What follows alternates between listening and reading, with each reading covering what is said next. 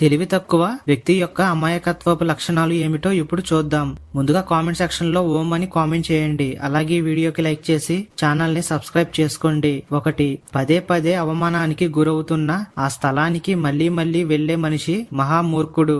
గౌరవం లేకుండా ఆత్మగౌరవం మరిచి అవమానాన్ని సహిస్తూ వెళ్లడమే అజ్ఞానం. వివేకం ఉన్నవారు తమ గౌరవాన్ని కాపాడుకుంటారు మరియు అవమానించే చోట దూరంగా ఉంటారు. 2.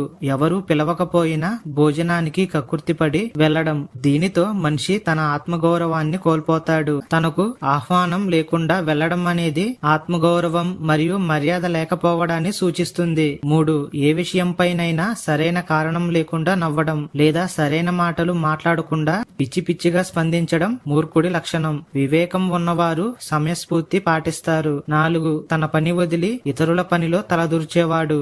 తన పని మానేసి ఇతరుల పనుల్లో ఆసక్తి చూపడం మహామూర్ఖుడి లక్షణం. ఇలాంటి వారు సాధారణంగా స్వయంగా ఎదగాలి అనే ఆలోచన లేకుండా ఉంటారు మరియు తమ జీవితంలో అసలైన లక్ష్యాన్ని కోల్పోతారు. 5. జ్ఞానం లేకుండా పెద్ద పనులు చేయాలనుకునేవాడు. సరైన జ్ఞానం లేకుండా పెద్ద పెద్ద పనులు చేసే ప్రయత్నం చేయడం మూర్ఖుడి లక్షణం. తగిన జ్ఞానం అనుభవం లేకుండా ముందుకు వెళితే అపజయం అనేది ఖచ్చితం. 6. పెద్దల ముందు అనవసరంగా గొప్పగా మాట్లాడేవాడు. తనకు జ్ఞానం లేదా అనుభవం లేకుండా పెద్దల సమక్షంలో గొప్పగా చెప్పుకునే మనిషి మూర్ఖుడు. ఇది అవివేకాన్ని సూచిస్తుంది. పెద్దల నుండి గుణపాఠాలు నేర్చుకోవడం కాకుండా వారికి పాఠాలు చెప్పాలనుకోవడం అజ్ఞానం.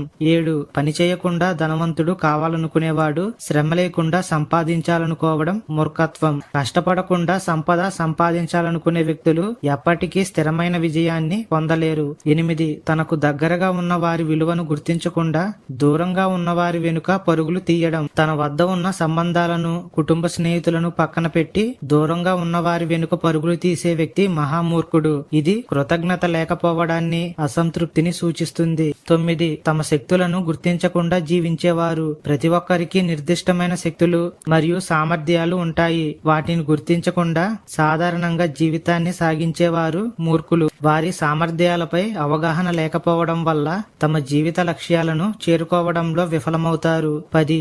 జేబులో చేతులు పెట్టుకుని మాట్లాడేవారు. ఇది గౌరవం ఇవ్వకపోవడాన్ని సూచిస్తుంది. ఎవరితోనైనా మాట్లాడేటప్పుడు మర్యాద మరియు గౌరవం అనేవి ముఖ్యమైనవి. జేబులో చేతులు పెట్టుకుని మాట్లాడడం ద్వారా మనిషి తన అహంకారాన్ని ప్రదర్శిస్తాడు. వీడియో నచ్చితే లైక్ చేసి ఛానల్ ని సబ్స్క్రైబ్ చేసుకోండి. అలాగే కామెంట్ సెక్షన్ లో ఓం అని కామెంట్ చేయండి.